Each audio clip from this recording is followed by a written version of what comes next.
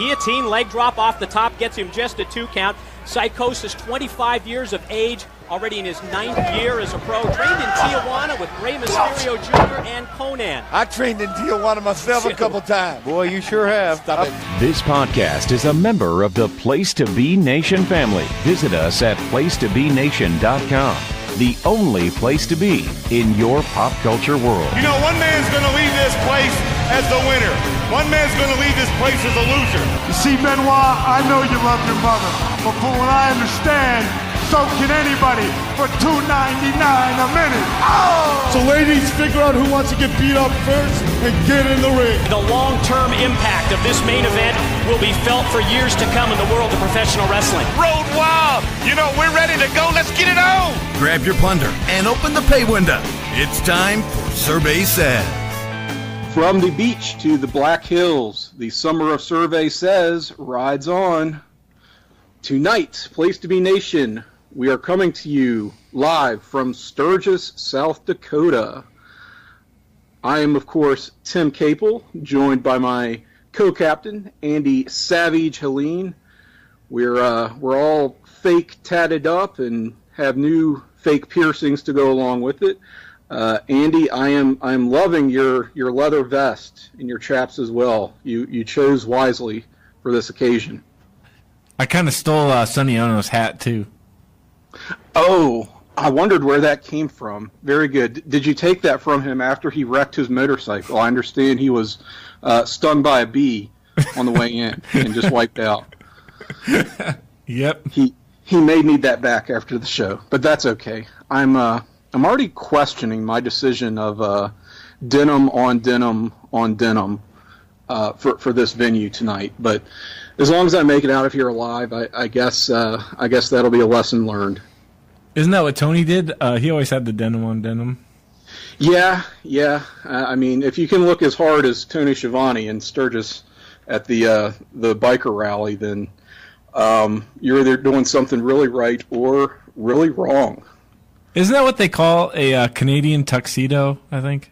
It is a Canadian tuxedo, very much, yes. Yep. So that's popular with the Hart family as well, I'd have to imagine. Bruce Hart was rocking that at, I guess it was SummerSlam '94, I want to say. They were all decked out. Or you might be like in like a Bryan Adams music video or something. Oh, yeah, that'd be great. Well, coincide with the greatest song of the 80s tournament happening on placetobenation.com right now. Look at that. Look at that plug. So organic, that segue. Yeah, that was. Not planned at all. We got to we need to make sure people get on that because it is quite the tournament. More on that later. But in any case, we are throwing it back tonight to a show that it's almost sneakily foundational to the origins of this humble podcast because we're talking Road Wild from the year 1999. A little bit of background. I think we've talked about this before, but this show started with, the germ of an idea that we had through a text exchange that we were, somewhat typical of a lot of our text message exchanges, I think. Watching some old random WCW pay-per-views, happened to be from 1999, sort of busting on them, cracking up, and appreciating the occasional, really cool matches that they would have. And this was not really one of those shows I think we were watching during that little stretch of time, but was one that we definitely talked about on our pilot episode. And for whatever reason, it just, it keeps coming back around. So we thought, for the summer of Survey Says, topical WCW pay-per-views and events, be a good idea to cover this one just to bring things full circle with Andy and myself. I guess I could tell the story again from the pilot, but first I just want to know what's your relationship with this show? When was like the first time you saw it? What do you think of it just in terms of how it stacks up to WCW's overall pay-per-view catalog. The first time I saw it was in a tape trade on a VHS. Oh, man. Maybe after high school or something. But anyway, I got it in a tape trade because I used to get a lot of ECW stuff too, from 95, 96 era. And so I was just kind of getting stuff, kind of filling holes in my collection at the time. And I really liked it because it stood out to me because it had, right away, that 6-man that starts it off was pretty cool. And I've always been high on, tag matches, but especially 6-man tags. As far as it stacking up with the rest of WCW's prior pay-per-views, or even the ones that follow it, I think this, revisiting it, it's, I don't know if I'd call it a great pay-per-view, but it's WCW's probably last good to great one. Yeah, you had told me that at some point in one of the prior shows that we looked at, I think that, and it was just kind of an aside, that this was, it seemed like the last regular WCW pay-per-view, so to speak. And it gave me pause, and I thought about that for a second, and in a lot of ways you're right, because they do go into Fall Brawl the month after this, which is just kind of bleh. And then doesn't Russo come in and take over with Halloween Havoc? Yeah, Halloween Havoc is Russo's first show, and he's around through the beginning of 2000, and then those early 2000 shows are just extremely unmemorable. We talked about Super Brawl. Yeah, we've talked about Super Brawl and Uncensored, right? Yep, we talked about both of those shows from 2000. And then Russo comes back, of course, for Spring Stampede, and I guess is around through the summer, just about. And by then, you're really getting to the end of the line for WCW. Yeah, Russo does leave, and they crank out a few more good pay-per-views, at the end of 2000, into 2001. But it doesn't really feel the same. It's not really the same WCW, I think, as we think of it and how other people think of it. So in a lot of ways, you're right. This is, while it's not a great pay-per-view, the last real sort of traditional WCW pay-per-view in a lot of ways. Maybe it's the beginning of the end. It is sort of the beginning of the end. Pay-per-view wise, yeah. There are some notable things coming out of it, but it's one that I think is easy to overlook on the whole. Now, I've told the story before, so I'll try to keep it brief here, that I actually happened to see this one live, sort of by accident. I was on a vacation with, I think it was just me and my mom and our dog that year at the beach. And we got to the beach house, and I don't know what even possessed me to put the channel on, the pay-per-view station, because they had a box, so it wasn't like you could even do scramble vision on this TV. And for whatever reason, I don't know if somebody had, fucked with the box or what, but it came through. And without paying for it, we got this whole pay-per-view. That feed cut off later in the week for some reason. But we were able to see this whole show live as it happened. And, while my mom was not a wrestling fan, we, I guess this is kind of funny as a tangent, as we are known for here. My mom was dating this guy at the time who, met up with us after we had, kind of gotten in and gotten settled a few hours later. And, he watched some wrestling, so he was kind of into it. But this dude, he sort of looked like, kind of looked like 1998 Mark Marrow, but had Hulk Hogan's bug eyes, if you can picture that. I don't know why I remember this. And his name was JR, this guy my mom is dating. Nice real nice guy, but drank too much. He was not a mean drunk or an abusive drunk or anything, just kind of a stupid drunk. He liked his beers. He just drank way too much. That one did not work out, but these are the things that you remember, just because it was such an unusual thing to have seen a pay-per-view that you were not planning to or were supposed to see. So this is what's always stuck with me. But anyway, I guess it's kind of a funny memory, but I don't even know if I can really call it a fond memory, but it's just those weird little details that stick out. But in any case, this is the fourth Road Wild event in Sturgis. They did 96, 97, 98. This is 99, the last year they would be in Sturgis, broadcasting live from the motorcycle rally. Yeah, I even saw a sign in the crowd. I think it was like right before the Sid and Sting match. Somebody was holding a sign that said, "The last Road Wild of the millennium." And then I got kind of sad because I was like, well, that was the last one ever. Damn it. I know. It was right. It was two on the money, that sign. Yeah. Yeah, the following year they don't do Road Wild in August. They do New Blood Rising. Holy shit. And then they're gone a year after that, so oh well. Looks like 5,500 people in attendance here. That seems rather down from previous showings of this event.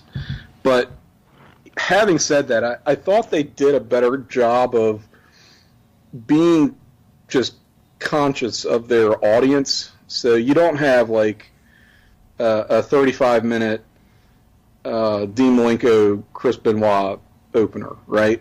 So it's 8 or 9 total matches on this card, and none of them is longer than, it looks like, 13 minutes. And I mean, it's just everybody goes out there, they do their matches, nothing super flashy, but you can tell they're sort of wanting to get out of there quick. This pay-per-view on the WWE Network, a little bit shorter than other pay-per-views I've noticed. It's not a full 3 hours. Most of those kind of, you get up to that 3-hour range, you get into like 2 hours, 15 minutes plus. This one's like 2:45. So not appreciably shorter, but it is, and I think that was kind of by design. What'd you make of this setting? Did it feel different to you than in other Road Wild / Hog Wilds, as this was originally known? Did it seem different in any way than other events that they had done from Sturgis? Well, I remember speaking of that, I remember 96, because I think I even maybe took a picture of my TV and sent it to you a while ago, because I can't remember when I was watching it, but it looked like they were seriously in a trailer park, because they show like, it's during like I remember was it Steiner's and Harlem Heat, and they kind of show, it's not the hard camera side where they're always doing it, or maybe they are. It just looks like there's some trailers out there and a bunch of grass. It's like the side without the crowd or something. I don't know. It's really weird. But at least in this, they've got a crowd all the way around the ring, and I kind of like. It was kind of making me hungry actually, because the hard, what you see from the every time you see from the hard camera angle, there's a hamburger stand. And I'm like, I'm hungry. Okay, I'm glad you pointed that out.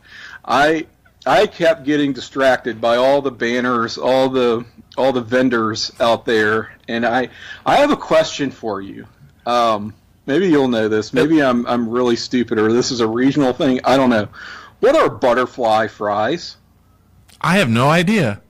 Did you see that? It was facing the hard camera all night, but it was sort of obscured by some shrubbery. Yeah. Out in Sturgis, but there was a big ass banner for butterfly fries. It looked like a type of thing you would see at the fair, like fair food. Maybe that's what they call those. You know how they have the onion blossom things? Yeah. Maybe they do that, but with like a potato, like fries With or something. fries? I don't know. That's the only thing that I can think of, but I don't know I've ever seen that before. But all right. Well, I'm glad it's not just me. It's okay. It says here, butterfly fries. This is just on Google. Or when you take a potato and thinly slice it in one continuous spiral. So it's a spiral cut thing. Yeah, I've seen those before. I mean, aren't those just kind of curly fries? Well, I guess if it's a whole potato and just one continual strip that you've cut. Yeah, they always do that at the fair, but I didn't know it had a name, or it was that name. Butterfly fries. Oh, how about it? Do you have a favorite fair food? Or like festival food or anything? I like the elephant ear, or the whatever it is, like the funnel cake. Oh yeah. Like I guess I'm the classic funnel cake with powdered sugar, but then I always get it all over my face, and now I'd be even more self-conscious because I have a beard, and I always feel like I'm getting food in there. So yeah. Yeah. Plus, with that, it looks like, what was he doing in the bathroom? Yeah, really. Suspicious white powder. Yeah, I'm kind of the same. I think I lean funnel cake if I go for that sort of thing. There's so many varieties now of funnel cake. They've really gentrified funnel cakes. All these fancy. Yeah, they had like the funnel cake carnival somewhere, didn't they? Like at IHOP or IHOP or whatever it is now. Going crazy with these things. I mean, just give me a basic funnel cake. Come on, guys. It's the fair. I've never had a frozen, like, or not frozen, but I've never had like a fried like Twinkie or fried candy bar, any of that stuff. Yeah, I mean, I always see it. And I think I've had like a fried Snickers or something like that, just to say I tried it. And I mean, yeah, it's really good, but extremely rich, extremely decadent. You don't really want to walk around all day eating that, but it's worth trying just to say you tried it, I guess. But very much a novelty. So, we're talking a lot about this show, clearly, but I felt it was important to get that out of the way because it is pretty important to this setting and a little bit distracting, but. If you've seen a Road Wild or Hog Wild prior to this, you kind of come in knowing what to expect. But all that is to say, I did think that the overall presentation this year at this show, they had learned from the past. They knew what not to do. They had an eye towards, let's kind of keep things moving, keep these people entertained. No country concerts. Do what? I said no country concerts. No country concerts. No, who was it? Travis Tritt, Trace Atkins, whoever the hell it was. Clint Black, I don't know. Yeah, that was in '98. Oh.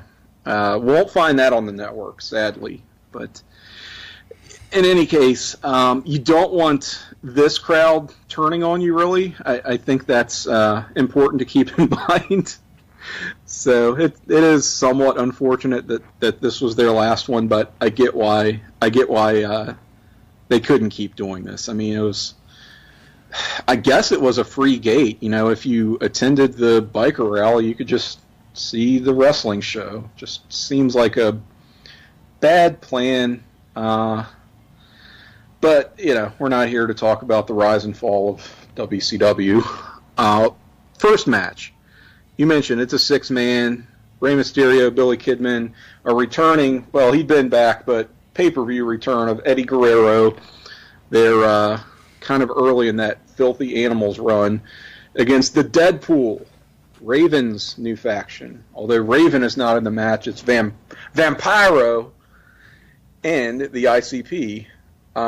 This is kind of the best match on the show, right? Yeah, actually, well, maybe the second best, but it is pretty a strong contender for the match of the show, yeah. I think it's what you would expect from Mysterio, Kidman, Eddie. Vampiro's okay, like he could hold it together. It is kind of crazy to me that you think you would make a big deal out of ICP wrestling. Like, maybe you should try to capitalize on that a little bit more. They are minor celebrities, at least, but here they're just sort of treated like guys. They're just thrown out there, and they're honestly the secondary celebrities that are wrestling on this show, as we'll get to. So that's sort of nuts to think about. You figured they would never do something like that today, but ICP,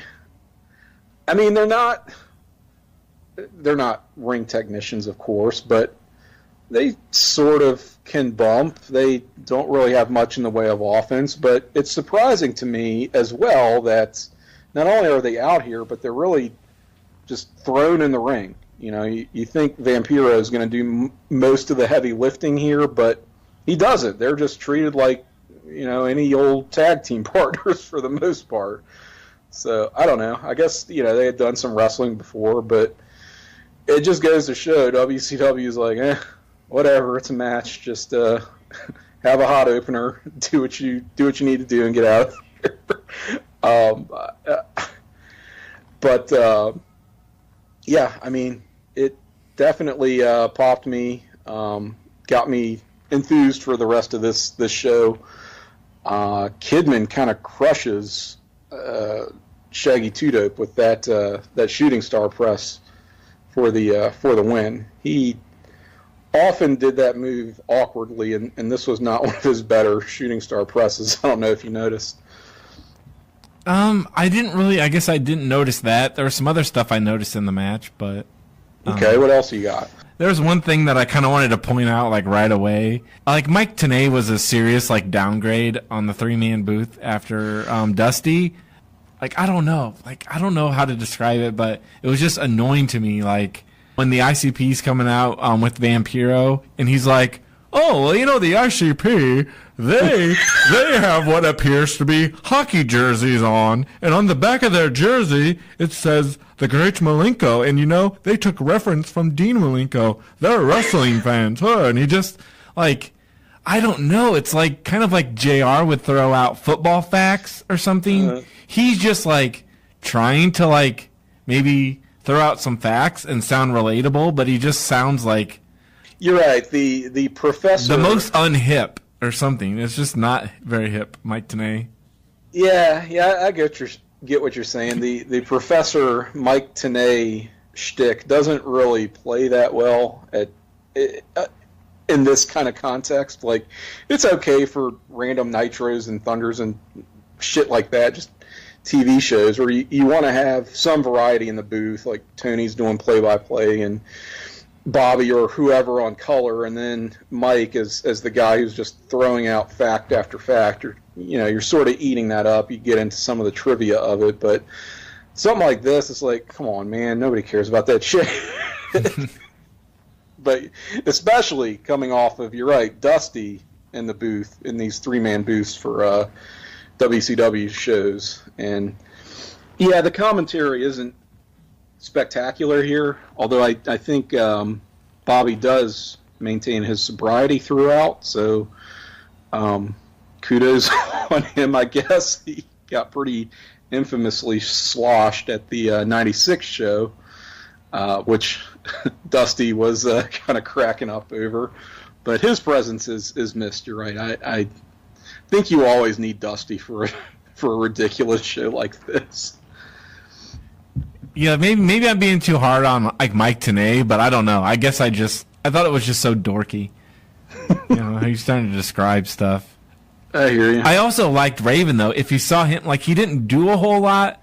I thought he might have played into the match a little bit more, but I liked how Ray was on the outside and he got up in his face and he was kind of, like, mocking him, like, crying.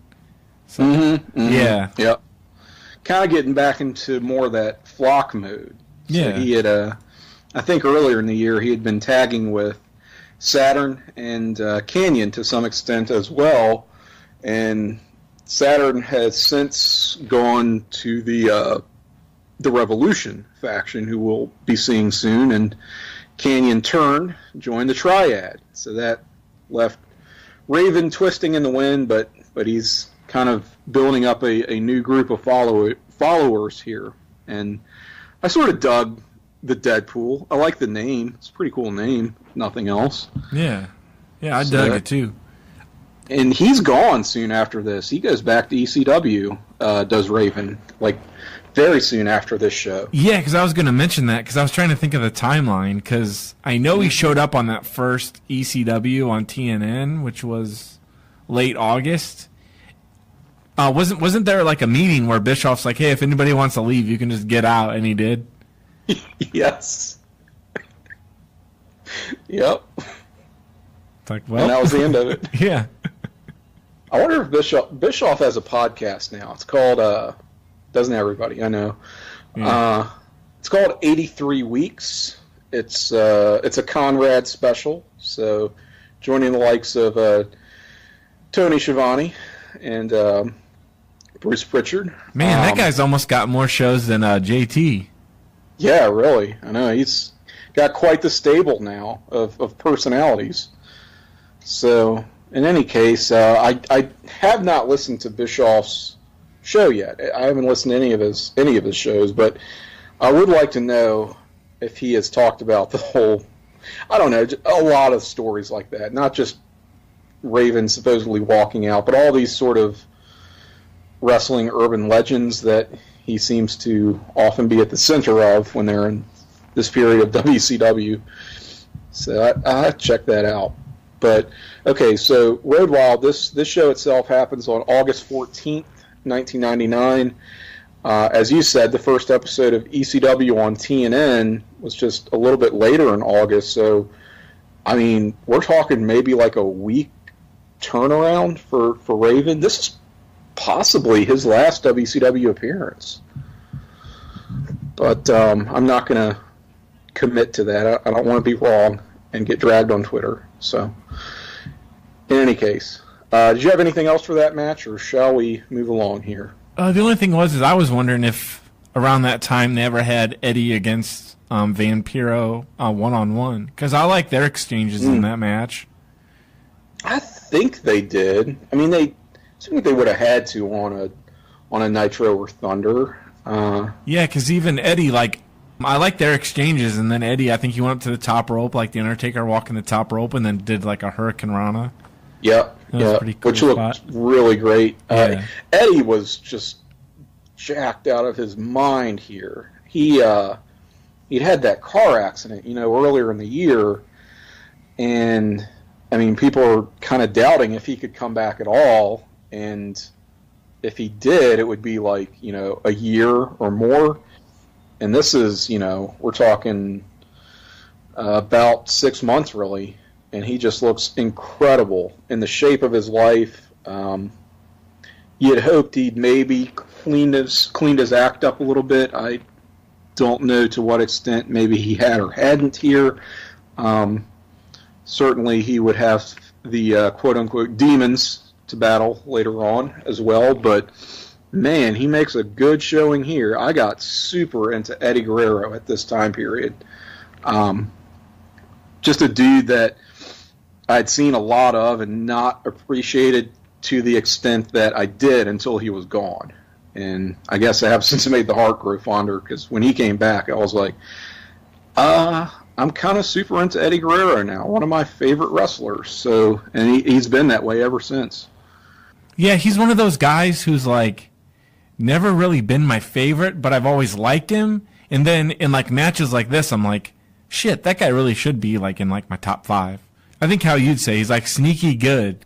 Mm-hmm. And could have a good match with anybody, one of those types of wrestlers. Yeah. And there aren't many that you can say that about. So, yep. Paying tribute to Eddie here. Anytime he comes up, maybe we should do could we do a dedicated WCW Eddie Guerrero episode? I don't know. Probably. Let us know if you want to see that. Or hear that. Yeah. See or hear that. Yeah. Mostly hear. All right. So, next match is a reunited Harlem Heat taking on Canyon and Bam Bam Bigelow from the Jersey Triad. this match. So this is the longest match on the card. By, really? By a whole minute. It doesn't feel like it, but according to the match times I'm looking at, this goes just over 13 minutes. It doesn't really feel like it. I mean, it's not like this match drags or anything. It's no great shakes, but it's perfectly watchable. Again, this is the reunited Harlem Heat. So I don't know about you, but I was sure that in 1998, when Booker T had his big first singles push, Stevie comes back, and then Stevie joins the NWO, right? And it just seemed like they're building to a feud between these two, kind of doing a slow burn thing. But did you think for certain that those guys were going to feud in 98? Yeah. And they had already split up the Steiner brothers earlier that year. I thought they were going to get cute and do a Booker T, Rick Steiner versus Stevie Ray and Scott Steiner tag combination thing. And it just kind of never happened. Booker got hurt the summer of 98. Stevie went off to do his own thing. Booker came back kind of late that year. I think he might even briefly go out again with injury. But anyway, Booker T has had a pretty off and on 1999. But Stevie Ray is the last NWO member standing when you think about it. So yeah, they even mentioned that him leading the B team for a long time. Yeah, he took over the NWO B team. The NWO Elite had already dried up, but B team stuck around for a little while, and everybody got picked off. But he was still there, wearing the black and white, until he had occasion to reunite with his brother. So we never really we do get the feud later on, but the timing was very off. So this is Harlem Heat once again, somewhat surprisingly, but going up against the Triad. Match itself is just kind of, I don't know, it's whatever. Again, that's the story. That's going to be the story of a lot of matches here. It's not so much the work rate as it is the atmosphere on this show. And I did think that, I will say, this crowd was on somewhat better behavior for a Harlem Heat match than they had been at prior Road Wilds. Would you agree with that? Oh, yeah. I mean, they're not revving the engines. They're not, they're not being too rambunctious. But it's just crazy to me that for of all shows to do a Harlem Heat reunion, you're going to pick Road Wild and Sturgis in front of a bunch of bikers. So, I guess maybe they didn't learn, but they were just lucky. Yeah, they kind of dodged a bullet there. You're right. They did not learn that lesson. Take that back. So, I don't know. Did you have anything else on this match, really? I thought it kind of was okay. It was nice to see Bam Bam Bigelow, with a belt. I thought him and Canyon were all right, but it was just kind of maybe a basic kind of Nitro TV match. It didn't really blow me away, but it didn't suck. It was just kind of eh. Yeah, it did feel like a TV match. And Harlem Heat they do win the titles here for, I don't know which number reign that is. I was thinking about that. Aren't they I don't know, didn't they? It was 8 times or something like that. Yeah. But then I was even trying to think about how many times they would have won it. Well, let's see. In 96 and 97, it was tied up a while with the Outsiders and I think the Steiners. And the Steiners, yep. And then Luger and Sting had earlier in 96. So they must have traded it a lot with the Nasty Boys. Mm-hmm. So let's see. This is their 8th reign as tag team WCW Tag Team Champions. They will win it at least 2 more times, so 10 times they have that belt. Holy shit. And then you got to think Booker T went on to win it a lot in WWE because he won it with Goldust, I think he won it with Rob Van Dam or something. With one of Test. those. Yeah, with Test. In the early days of the invasion. So. Yeah, because it was yeah. like TNT Yeah, they were trying to put that over. for like 1 week.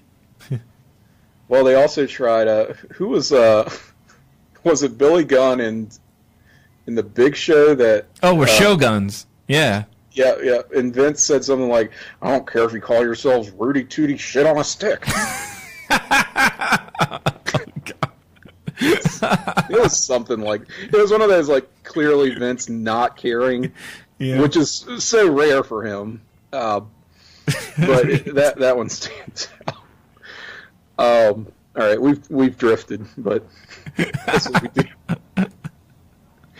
We have another multi-man match. So the way this card is stacked is a little bit suspect. You get all your tag stuff out of the way first, but in any event, the newly formed Revolution faction, represented here by 3/4 of that group. It's Perry Saturn, Dean Malenko, and the franchise Shane Douglas. They are going against the West Texas Rednecks. That's right, still around. This iteration is Kurt Hennig, Barry Windham, and Bobby Duncombe Jr. And you had Kendall Windham on the outside. Later, they would add Vincent as Curly Bill, right? So, and then doesn't he becomes known as Shane? Yeah, I think, in the Russo run, just continuing the mocking of. So here's Vincent, and then he's Shane. So stupid. I don't remember Curly Bill. I thought he was just Shane, but Went straight to Shane. yeah. Maybe am I making that up? Let me check. No, you're probably right because you were watching it a lot more. I was too deep into WWF in '99, even though I'd like to not have been now, because I think I did miss out on a lot of good stuff just because I was too deep into it. Well, you know how I am with names, so I'm doubting myself enough that I'm hitting the Wikipedia. Okay, it does say, and I did not edit this page, I promise you, but the West Texas Rednecks, it says that he is a member and he was called Curly Bill. So, must have been very short-lived. But in any case, the match is 6-man tag, right? So, pretty much kind of I thought a Perry Saturn showcase.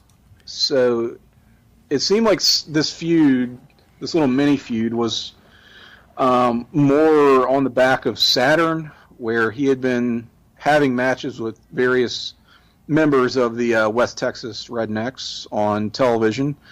Malenko and Douglas weren't really involved in it, other than to be his partners here. So I don't know. Being fans of Saturn as we are on this program, I liked seeing him get some shine. Very cool. He wears, I think, is it Wyndham's cowboy hat after the match? Stomps it. Yeah. So a lot of hat thievery here. You've got Sonny Onoo's and Perry Saturn taking a page out of that book too. So, but yeah, the Revolution get the win. What you got on this match? Anything notable? Hennig still looked pretty good. He did. There. I thought kind of squaring off with Shane Douglas. I think they were trading stuff on the outside, and Hennig does a good job here, just being the glue that holds this thing together. Yeah, it was just like Eddie in the previous one. That's right. Yep. You need that anchor guy and various other metaphors that I might use. The network dub for the Revolution's theme is pretty rough. Not that their original theme was anything, that'll knock your socks off, but it's like you can tell this is a bullshit dub, which we will hear a lot of throughout this show. But they do have I Hate Rap for the West Texas Rednecks. Did not dub over that. So And I should also point out, I'd be remiss in sleeping on ICP, the Deadpool, in that opener. They had their original theme as well, which was called Take It. I think we talked about that on a previous episode. I was sure that was not on the network when we talked about it. Like, I was certain of it. But sure enough, it's there. So yeah, that's a good segue into the next match, I think. I think with the cat and his the awful dub. My God, I hate that every time. Yes, the cat. What did they do? What did they do to his great little James Brown tune? You know, it's just. It sounds like Sanford and Son or something. It sounds like Sanford and Son, or it sounds like. What did I compare it to? Something that the New Day would play on Francesca 2. Yes. I mean, it really does. It's that bad, and it's just. It feels like something that they came up with in the editing room. Is just kind of like a temporary. They're like, okay, this is a placeholder. We're gonna find something better, and they just never did. So, my God, what a mess. But yeah, it's the cat, Ernest Miller, with his manager, Sonny Onoo, taking on Buff Bagwell. Oh my God, I loved the match was okay, but I loved everything before the match. It was awesome. Oh man, yeah. Like the cat coming out and he's like, talking trash, and then like Buff comes out. And he's got the microphone, and he keeps stealing it away from him. He does it like 3 times. 2 or 3 times, yeah. But then Buff has like the dumbest comeback. He's like, "Well, I think if you know what I mean, yeah, like if you know what I mean." I'm like, "I don't know what you mean," but he's like, "Everybody here wants you to kiss my ass." It was really bad. The cat was he was going all in on that drawing that white supremacy heat.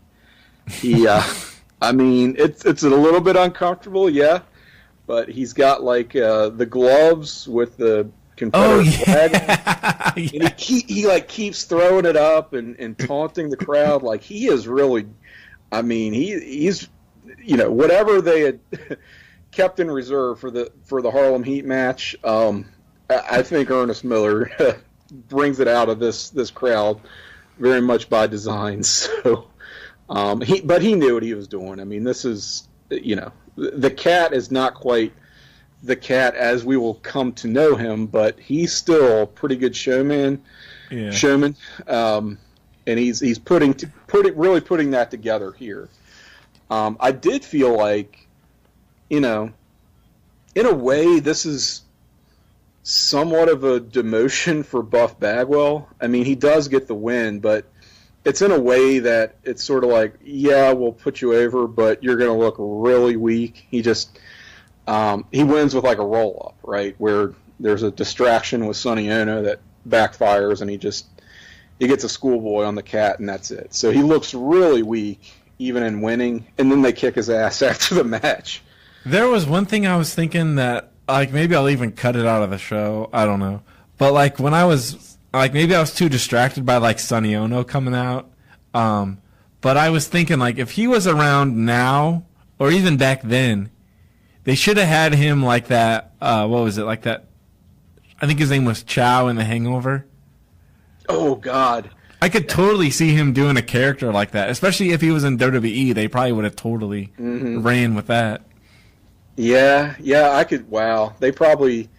I don't know that today they do a character like that, but there was definitely a period of time. Like, the Hangover movies were like, 2008 through 2000. Yeah, so it might have been the PG era where they were really into the PG. There was a window where they probably would have. Well, I mean, they did Jimmy Wang Yang. Remember that? Yeah. So I mean, not that was... Who actually dressed like Sonny Onoo in that match, right? He did, yes. He was cosplaying as Road Wild Sonny Onoo. Yeah, I love that hat. I love that hat. it's good stuff. Yeah, very very fitting. He looks like one of the bikers in like Pee-wee's Big Adventure. When they're at that bar and he's doing the tequila dance. Yes. That's great. Oh my God. Again, I just thought Buff looked pretty bad even going over here, and it made me wonder, like, who did he piss off backstage that he is. Not that. I mean, it sounds like I'm being disrespectful towards Ernest Miller, but the fact is he was not really a prominent character at the time, and this is kind of in a lot of ways his big coming out party as a heel, Ernest Miller, where he had done these little spots here and there, but not with a lot of consistency. But this is when I think of him turning on that persona a lot more. And I think Buff, the month before, didn't he have that shitty ass boxing match with Roddy Piper? Yeah, but I think I was gonna say too that you just kind of put like a thought in my head that I didn't think about him getting bumped down the card on this show, but now that you said that, I kind of think you're right, because the top matches seem kind of stacked, or at least you had Goldberg back, the Macho Man was back, Hogan, Nash, Sid, Sting. You had the U.S. title match that's like still to come, and then it's like Buff's kind of, he must have got knocked down a little bit because you have all those guys coming back, but he was in that one, like they showed clips of it on that Great American Bash or something, where there was like a cool tag match with like the Triad against like Benoit and Saturn, and like Piper was in there. Like, I think Buff was in there too. Yeah, it was. I think it was right before Shane Douglas came in, so it wasn't the Revolution yet, but it was basically Buff was a big part of that whole youth movement thing, where they were fighting like all the old fucks. Where it was Benoit and Malenko, Saturn had joined them, Buff was in there too, and they were probably going against. I know Flair was in it. I know Piper was in it. Probably DDP. Yeah, it was like the Jersey Triad guys. It was like an 8-man tag, and there was a spot where they all the faces put the figure 4 on the heels at the same time. And Buff was kind of leading the charge in that. So it feels like he got knocked down. Something happened. I'm thinking of all the scenarios, just all the shit that happened with WCW talent and various run-ins they would have with either hotel staff or valets or flight attendants or whatever, and how they would get in trouble. So I think there must have been one of those incidents, and he kind of has a hard time coming back from this. I mean, he never really gets to the top of the card in WCW. Doesn't really win any singles titles. I don't think he wins even one singles championship, Buff Bagwell. Not that I'm saying he should have, it just kind of surprises me. In any case, I don't think this was the year that I kind of joked about Sonny Onoo wrecking his motorcycle after getting stung by a bee. That did happen, but I think it was at the 98 Road Wild. I mean, I guess that could have ended a lot worse for him than it did, but it just makes for kind of a crazy story now.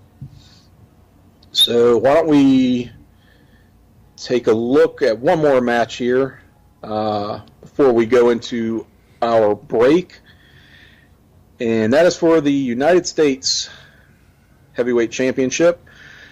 Diamond Dallas Page challenging, actually, for a change, Chris Benoit. It felt like these two were feuding for like the entire summer in some form or fashion of '99. They did the tag stuff with either Benoit and Malenko or Benoit and Saturn versus various combinations of the Triad. So here you get kind of the singles offshoot of that feud. And this is going to tie a bow on it for a while. These two, Benoit and DDP, I've talked a lot about. I think they had really good chemistry in all their matches. I think they liked working together. Did you have a lot of time for this one? Did you enjoy this match? Oh, yeah. I think this was, when you said you thought the 6-man that opened up the show was the best on the card, I think this might be the best one on the card. Because I knew it was good, and I even watched it, about 4 months ago, and I thought it was good. But then it just really surprised me. Something just clicked with me. I think it was DDP, and he takes the referee's belt. He starts whipping a... I was wondering when that would come into play. Yeah, he starts whipping him, and then he even almost hangs him. And then I kind of was like, should I even say he's hanging Benoit with a belt? Because isn't that kind of a little... Yeah, so like I'm not even going to go there. But no, but I had the same thought. It kind of puts you in that mindset of ugh. Yeah, because then it kind of took me out of the match, but I still liked it. Like it took me like right out of it, and I'm like, but DDP, like there was something I was thinking about during this match, and I was like, he was a heel before, when he started, he was a heel for a long time, and it wasn't until the NWO came around, 2 years before this show, so he'd only been a face for like 2 years. But it seemed like now going back to a heel, he was even better. And I think like maybe they should have ran with heel DDP like this a lot longer than they did, because it just seemed like he was so awesome at playing the heel. But then he had he had the awesome character work.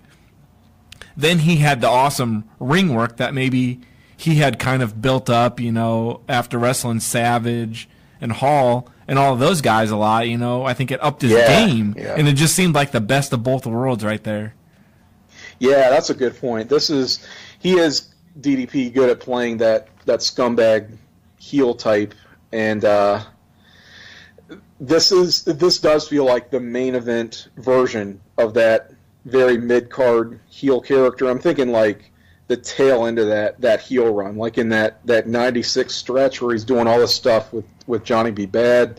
That was a good character for Page, for anybody really, but he had just started putting it together in the ring, like he said, around that time, and it was an very effective mid-card type of act for him, and now he's just so much better. He's really got all the ingredients and the makings of a superstar that they've built him up as, and he buoyed his success as a fan favorite into this now extremely shithead heel role. So it does suit him well. I wasn't, as a big DDP mark, I wasn't fond of his heel turn earlier in the year, but I can't deny that he's good at it, and we get a good match out of them.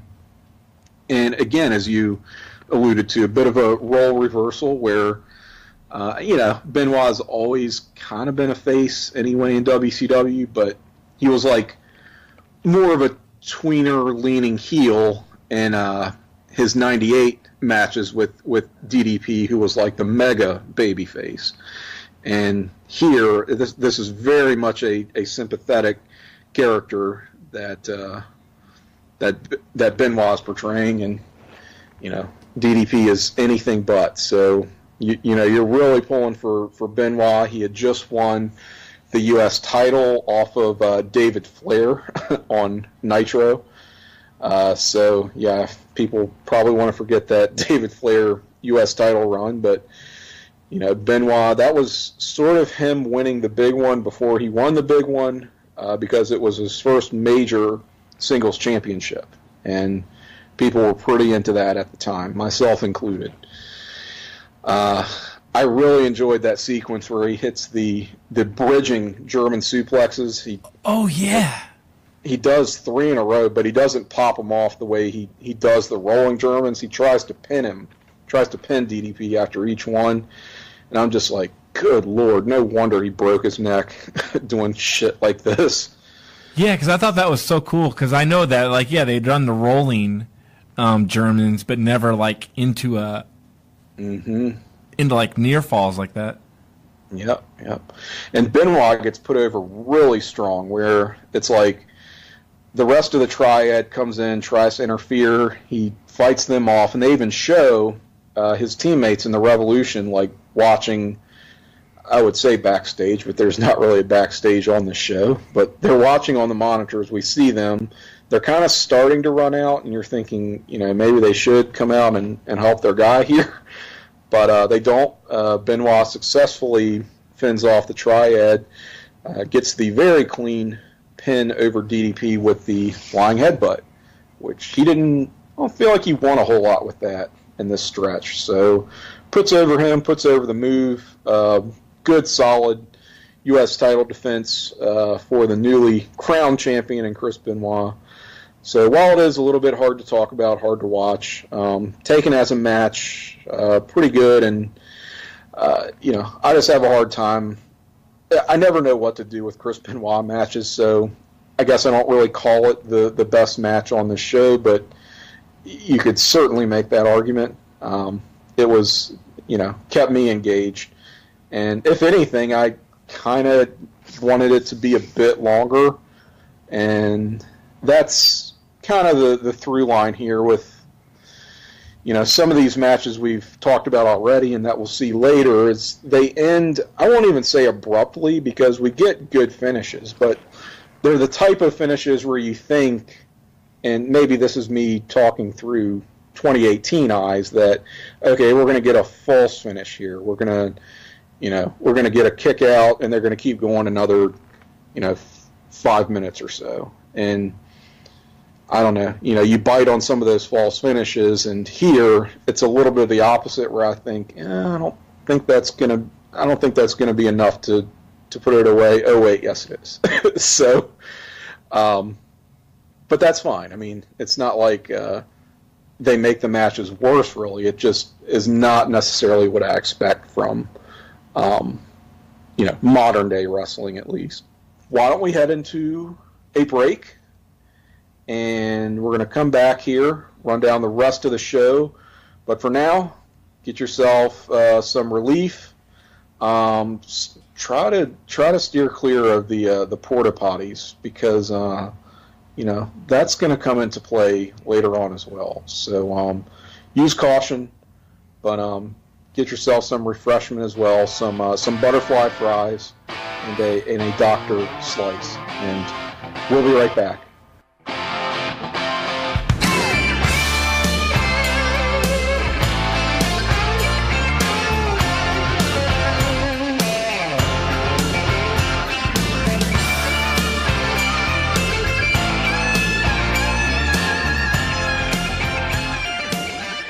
Promotional consideration paid for by the following.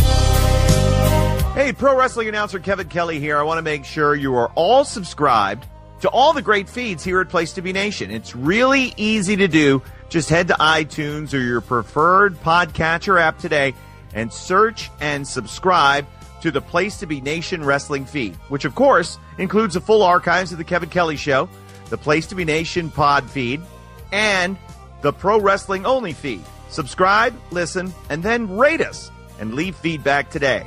And be sure to give Justin your true thoughts. I mean, don't hold back. After all, he is kind of a jerk. Just listen to Scott.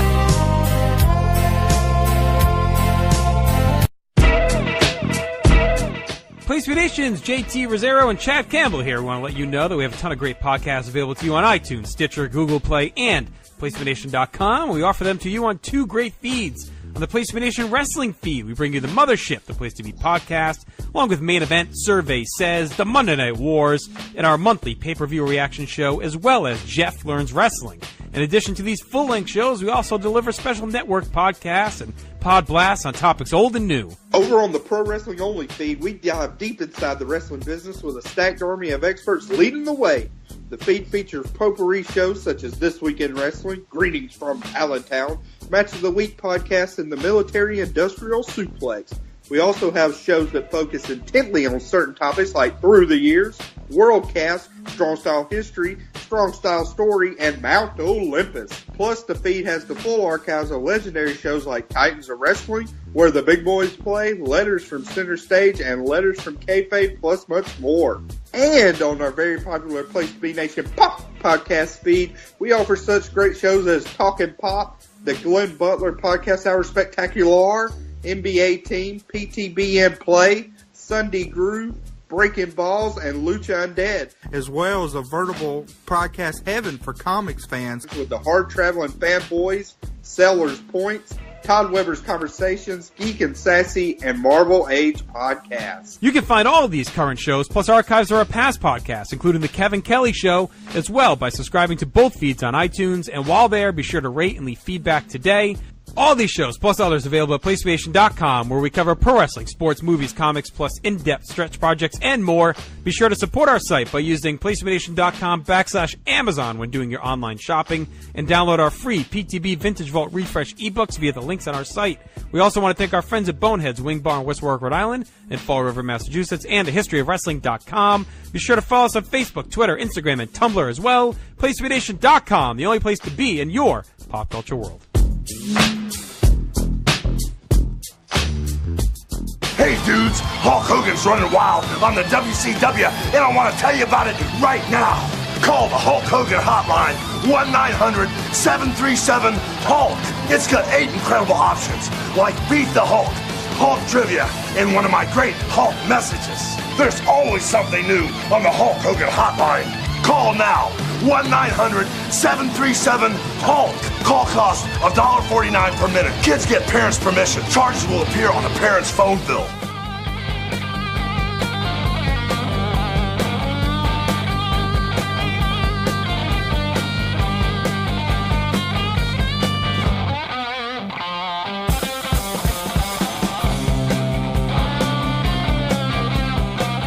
Place to Be Nation Wrestling, Survey Says, is back in black. The Black Hills of Sturgis, that is, where we are talking WCW Road Wild 1999.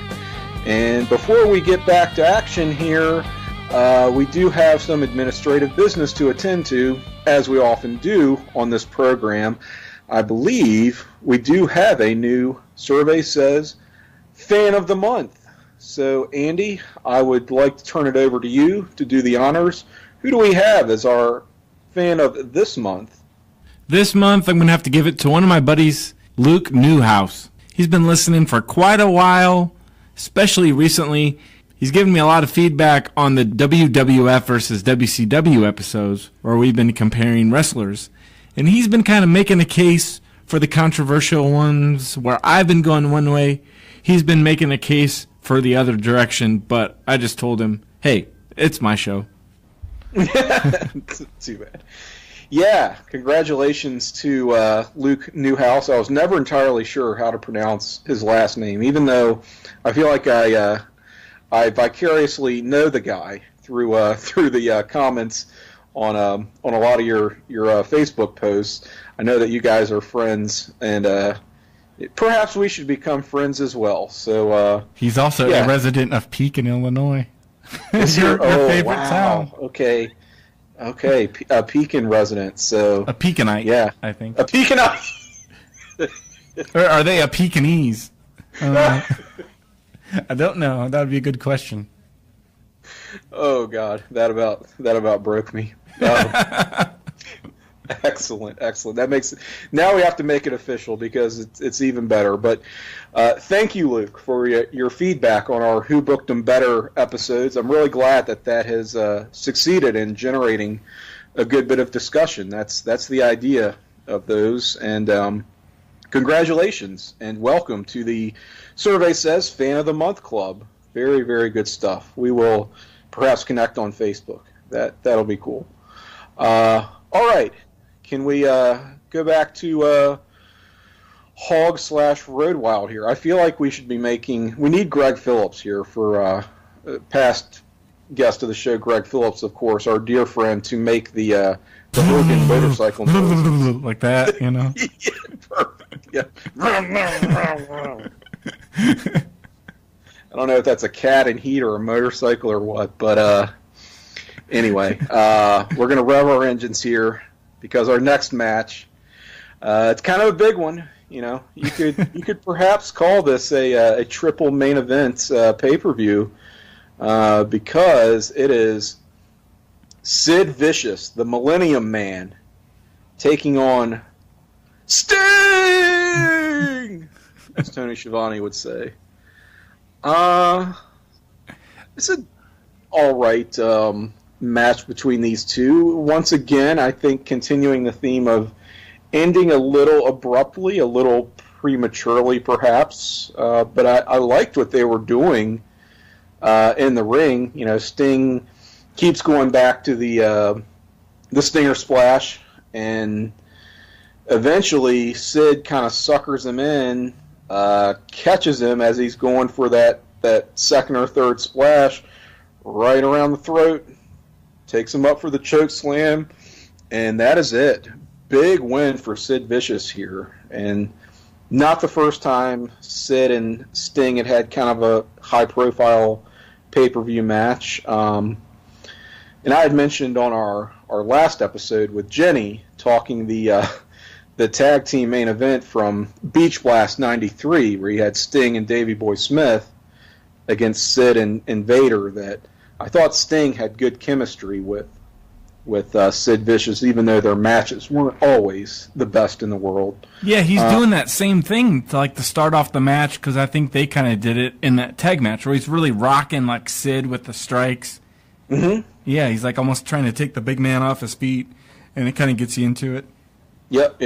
Doing the House of Fire thing, relying on his quickness. It does feel a little bit like old school Sting, and I think it's well documented. Our thoughts on the man called Sting. We dedicated an entire episode to him, where his 1998 return kind of sucked, was not there as far as being a worker, but he turned it on again in '99. Like, this is Sting actually motivated and working hard.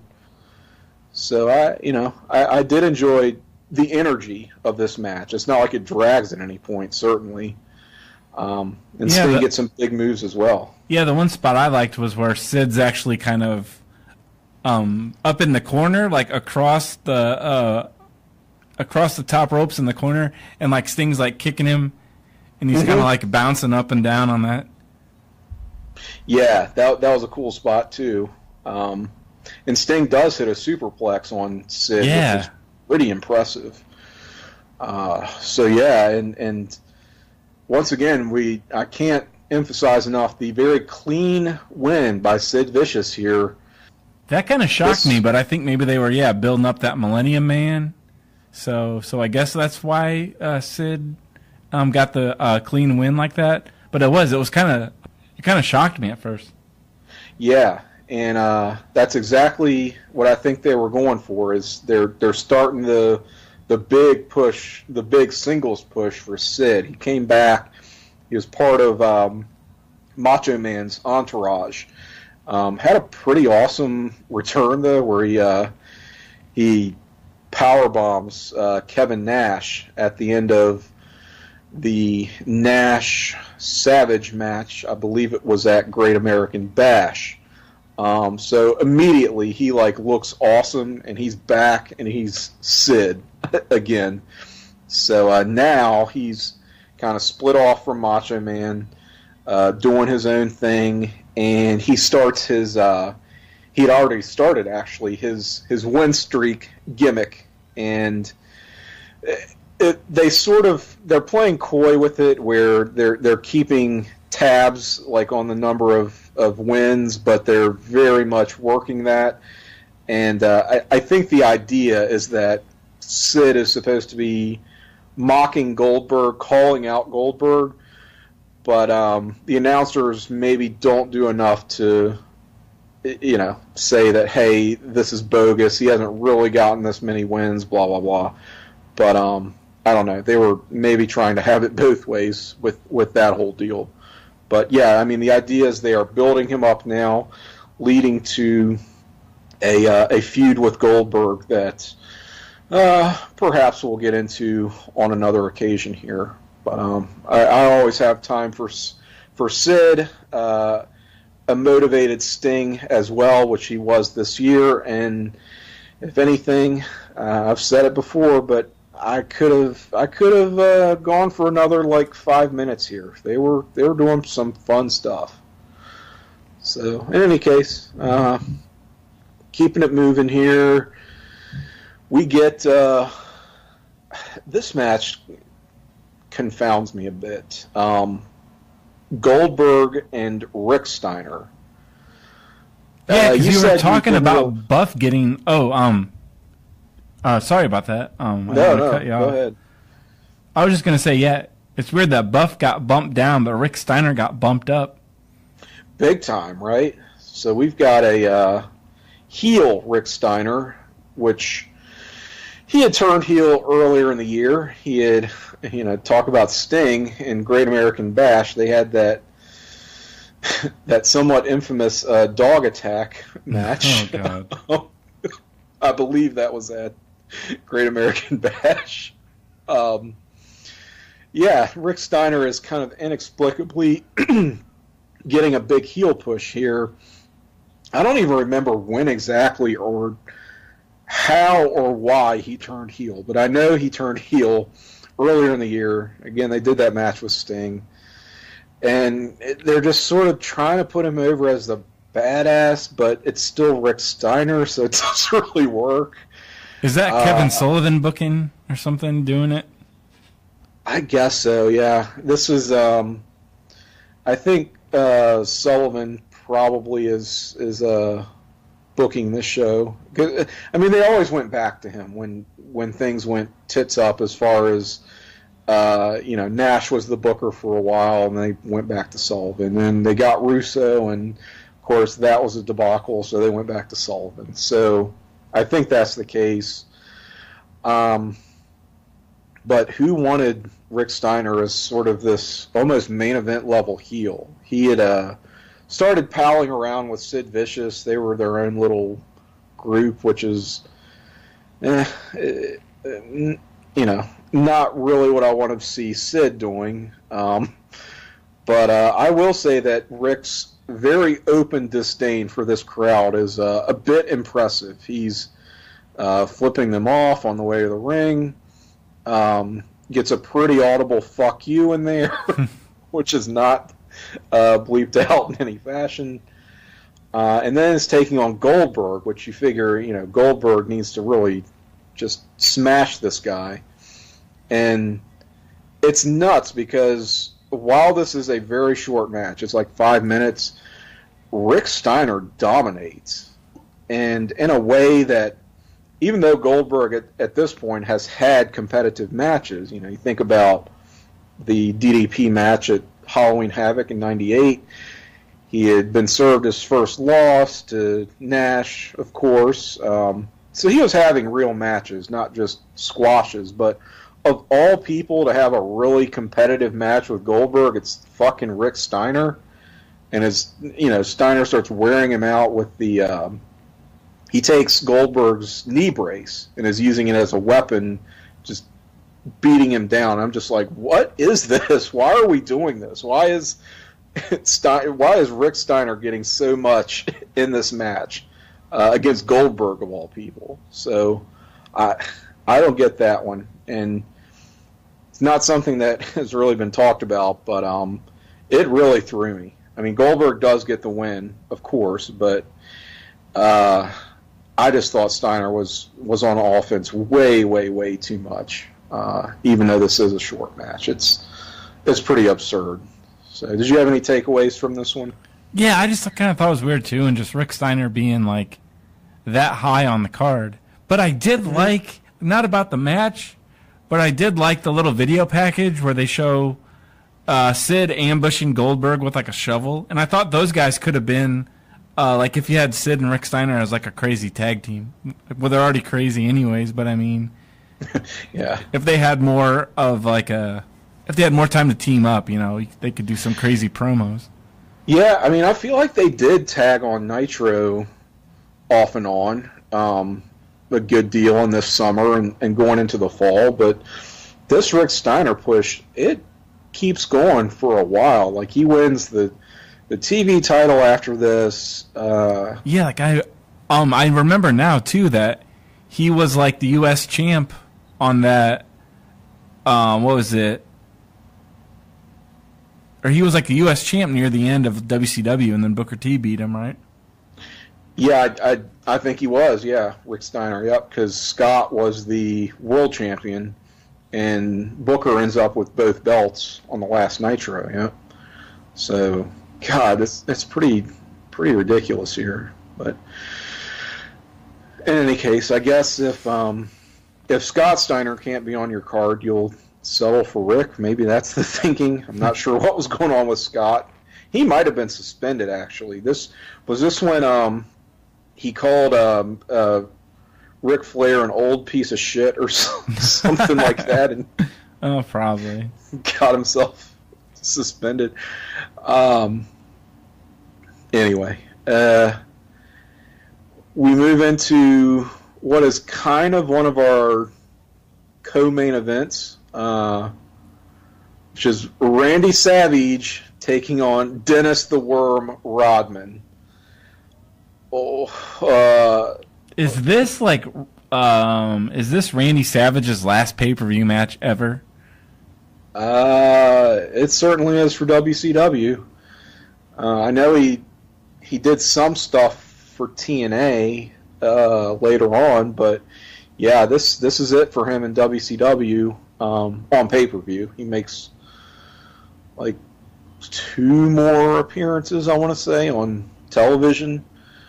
But yep, that's really his last match in WCW. I'll put it that way. Wow, what a footnote to his career, right? I don't know that I really realized that before. This, of course, being Rodman's 3rd consecutive year working a summer pay-per-view match. Normally you saw Dennis Rodman at Bash at the Beach in 97, 98, and he got pushed out to Road Wild here. Yeah, it's just weird. It is weird because it doesn't feel. It almost feels like an afterthought. It's not. It doesn't get the build of his prior pay-per-view appearances. You almost feel like it was just a contractual thing where maybe it was a pay or play situation where they had to use him, or he was owed whatever money they had promised, regardless. So they had to give him something. I was even thinking that. Maybe it was just because it seems like he's there every summer. So maybe, they had him booked. Yep, we got to pay him, so we better come up with something. That is not based on anything, just pure speculation on my part. Just seems plausible. Well, it's not as much of a brawl as you kind of want it to be. You want more from something like this. I mean, there are some fun spots. The infamous porta potty where Savage stuffs Rodman into the rather conveniently placed porta potty and tips it over on the side, and we get the the visual of all the filth running out of it, and Rodman just getting soaked. Yeah, because that's what I was thinking. I was like, I remembered a porta potty playing a part in that match, but then it's like they go down that ramp, backstage, and I'm like, what? They just have a porta potty just kind of like randomly, like right there, like who would go and take a shit and then they're in proximity. That'd probably smell back there. But then I'm like, oh well, maybe it's just kind of like how they would set up those concession stands randomly to be used in a brawl. So I'm like, maybe it's just a thing that's like empty and they just set it there just like 5 minutes ago just so they could knock him into it. But then then the shit starts falling out, and I'm like, oh my god, it's fucking real. Because you see it like pouring out, and then you even see like chunks or something. You see chunks, yes. Yeah. Not to get too graphic, but it's like, fuck. But then I was like, did they gimmick that? I was going to say, so, all right, what do you think? Is that gimmicked shit? I don't know. WCW doesn't seem like that. Like they would gimmick shit. Like they would actually really like have him. But then I'm like, fuck, Dennis Rodman? Yeah. He went in a porta potty. That guy's got to get some kind of award for even doing that. I mean, yeah, he couldn't have whatever they're paying for, would he sign up for something like that? I mean, he doesn't have to do this. My God. So maybe it is gimmick shit. Then it's like like lemonade or something. Do you think it was supposed to be gimmick shit, but WCW being kind of the carny assholes that they are, it's a rib and it's actual real shit. So it's shoot shit that is now soaked Dennis Rodman, soaked through his jeans. Oh God, Tony Schiavone sounded legit grossed out calling it too. Like he was like, I don't know how to. He was like gagging through his commentary. And what can you say about 1999 Randy Savage? He is a fucking madman. It's like midlife crisis Savage, and he seems to be trying to overcompensate. Where he was out for so long, like he was gone for almost a year when he got hurt in '98. So he comes back, crazy juiced out of his mind, and he has more hair than he had before, so that's a little suspect. And he's got the side piece of Gorgeous George, who she's like 19 or 20 years old for real, and that's a little uncomfortable. He's not taking as much of his elbow drop on his knees as he did before, because he's kind of more protective now after his injury. So he's totally crushing people with that move. I mean, people are complaining of broken ribs, getting the wind knocked out of him. Like they are eating shit on that move, and he is just taking none of it. So I feel like he was destined to have a very short comeback here, and sure enough, this being his last show, had a very, very brief stretch in '99 that is so very weird for me to look at. How much '99 Randy Savage have you seen? I've seen the pay-per-view matches, where I think like Bash at the Beach was the title match, but it was in the tag team match, and then he wrestled I think Nash, like Great American Bash, and I've seen some really random stuff that I saw on TV at the time. But I think that's not even his last appearance, because didn't he show up in a battle royal with the New Blood and the and the Millionaires Club, and he just randomly shows up in that, and then that's it? Yeah, he shows up in that, and I think right after he does cut a promo where he effectively quits, where he says, "I'm out of here," basically. But yeah, he was briefly involved in that Millionaires Club angle. So I don't know if they wanted to do more with him or there was any kind of real plan, but like so many things, it just dies on the vine. And WCW, I do feel like character-wise, Savage and Rodman ought to make for a good pairing. Like they really should complement each other, just for how outlandish they are. It's like they should be teaming up or something, not fighting each other. Yeah, I mean, I could see them as a team, and then, possibly splitting off, having some kind of disagreement. Gorgeous George is very much at the center of this feud, and this starts off with some pretty uncomfortable mic work from Rodman, demanding to know where his quote bitch is. And Savage responding that he's going to make Rodman his bitch tonight. Then Rodman says something like, "I do my shit outside. Let's get this thing started." And they go. So it starts off kind of a train wreck. It's already going off the rails. But then just sort of becomes your typical garbagey type of street fight situation. Not very long, but in this case, unlike some other matches on the card, I don't know that I necessarily wanted to see more of this. But maybe they could have done some different spots. Because for what it is, it's not super memorable the way you would want a Randy Savage Dennis Rodman match to be. Just think about how that looks and sounds on paper. But I will say this is maybe my mom's favorite professional wrestling match. Again, watching this at the beach, my mom, not a big wrestling fan, of course, but she remembers Randy Savage very well, and certainly everybody knows Dennis Rodman. So she definitely got a kick out of that porta potty spot.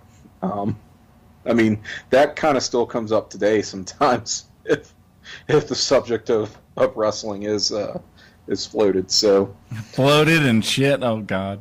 Yeah. Oh. I want to know the background. This is another one maybe for Conrad and his stable of podcast miscreants. Somebody's got to ask if that was gimmicked shit or if it was shoot shit. Someone must know that. All right. Our last match on the card is not Hollywood, but Hulk Hogan, the WCW champion, defending against Kevin Nash. It is a career versus career match, if you can believe it. Yes, in 1999. Look, the match itself is nothing. This is Hulk Hogan back in the red and yellow, which he had already turned face earlier in the year. He had, but he was still doing the Hollywood thing. It was just as a face, and it was like a week before this show on that Nitro, he actually went back to the old school red and yellow. So this is, Hogan doing the Hogan shtick. If you've seen one Hulk Hogan match, you've seen them all. You know what you're going to get here. Thought the Hulk up segment a little bit rushed. So it was a big styles clash with those guys, wouldn't you say? Nash and Hogan. Sort of. I mean, you could look at it as Hogan versus the big power man, the big power heel type character, but at the same time, when you think of that Hogan formula, it's usually a big fat guy, And Nash, while he's big, physically imposing, he's not a big fat guy. And he's also kind of shitty on offense. The joke about him having all 3 moves, including the hair flip or whatever, that Jim Cornette is so fond of saying. I think Nash kind of works well more with guys like Brett, Shawn, even Scott Hall too. Kind of this guys who are smaller than him and can bump for him, whereas Hogan's not really going to do that. That's not his kind of. So that's why it's kind of like the Styles Clash, I think. Right, and it is a lot of, there's a long headlock, and then you get some chin locks in there, and the boot to the corner, all the tired ass shit that Nash has been doing, and it doesn't play well against this traditional version of Hulk Hogan. So, does not make for an entertaining match. I am a little bit surprised it took them this long to do a just straight up Hulk Hogan versus Kevin Nash singles match. Although you think about it, when else were they going to do it?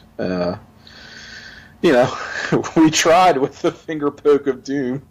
So here we go with, I don't know, is this the apology for that? I think we're all kind of wanting to put that out of our minds by this time. See, I think it seemed like, at least in the commentary when they started the show, they almost kind of hyped it up like that because they're like, it's Hogan and Nash, they had that, Nash laid down for him before in the past, like, here's their big match now, and it's going to, like, be a retirement match, and it's going to dictate wrestling for the future. Mm-hmm, mm-hmm. Yeah, I mean, they're trying. They're trying to get this thing over, and it seems like they should have went with the new guard or whatever. Even though Nash isn't maybe much of the new guard, they should have stuck with their guns with pushing the newer guys who they were establishing. Yeah, I mean, they had something with the Revolution, Benoit and Malenko breaking off from the Horsemen. It seemed like there was potential to that, and it kind of just fizzled. While those guys do okay as far as achieving some singles success, it seemed like they were being positioned as main eventers. You're right, and that's not going to be the. Or I was even meaning the new guard as in, like, Sting, DDP, and Goldberg, those guys.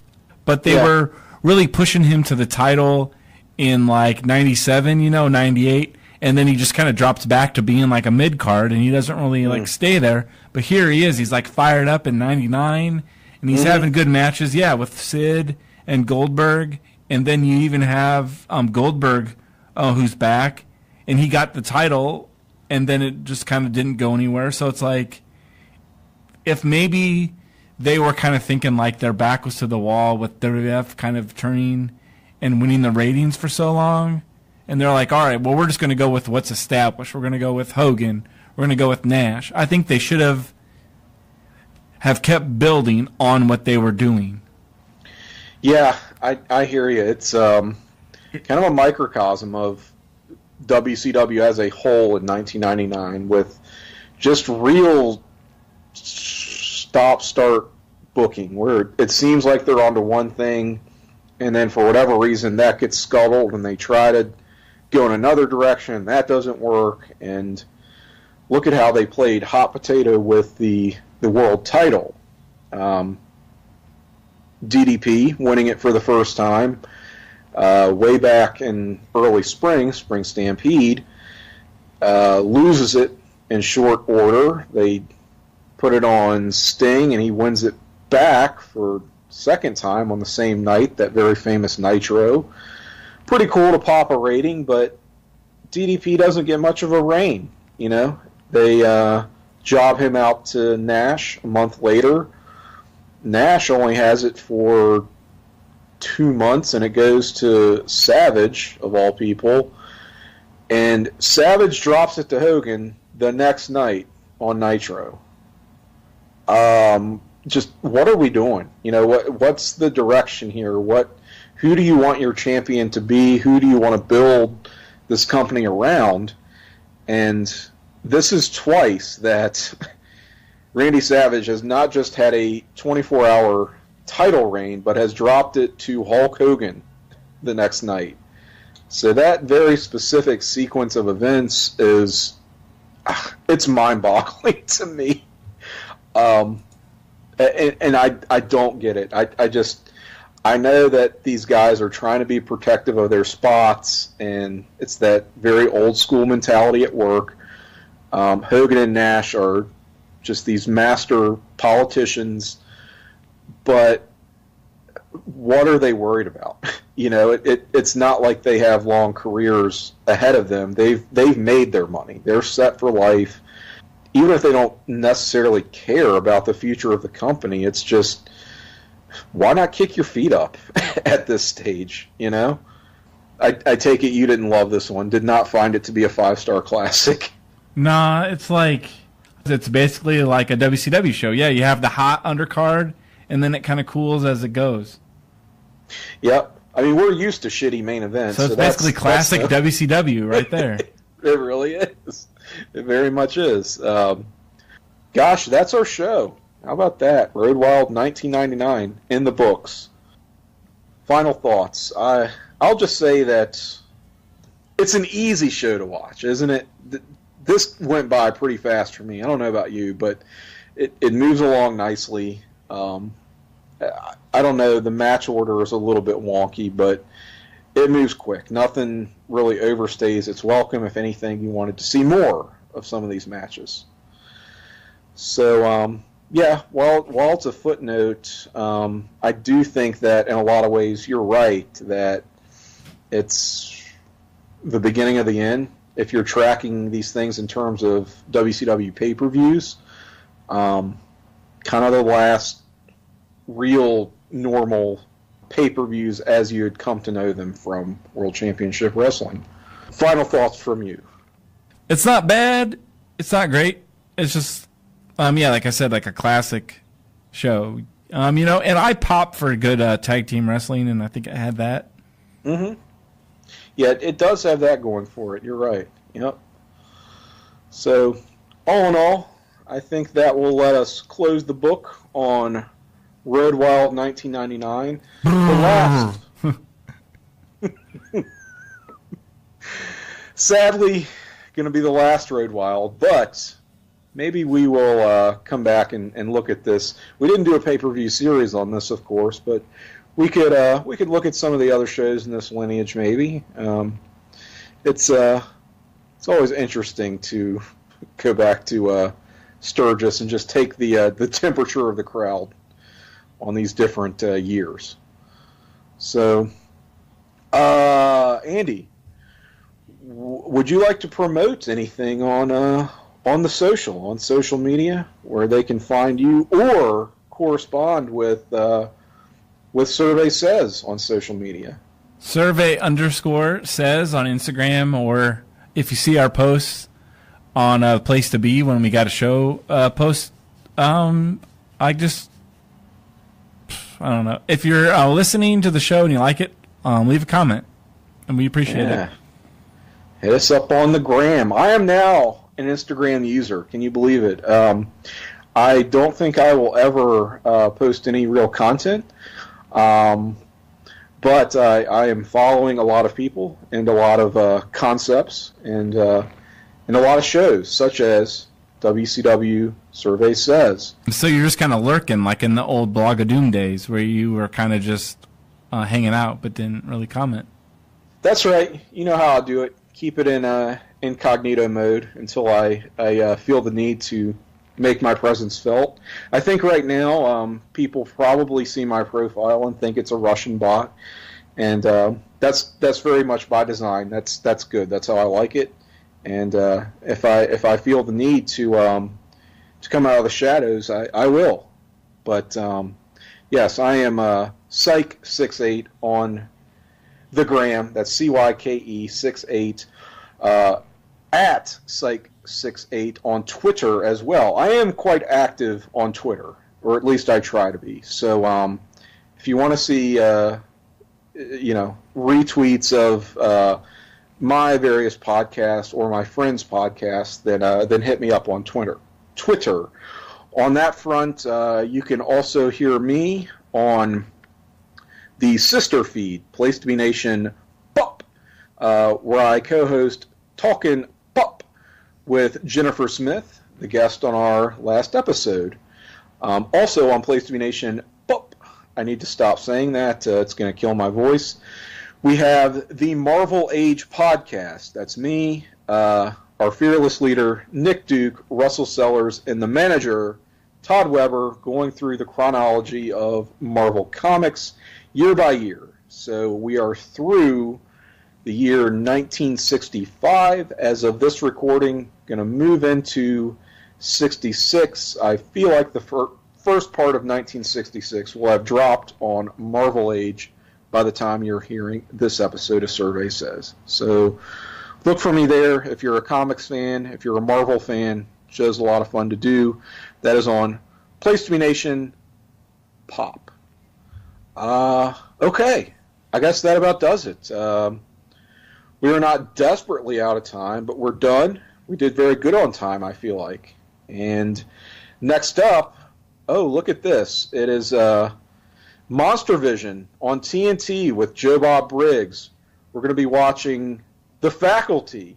Oh, it's a 1998 favorite. I guess we've gotten the rights to it here in 1999.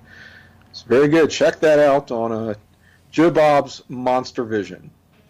And with that, I feel there's nothing more to say, but we gotta go!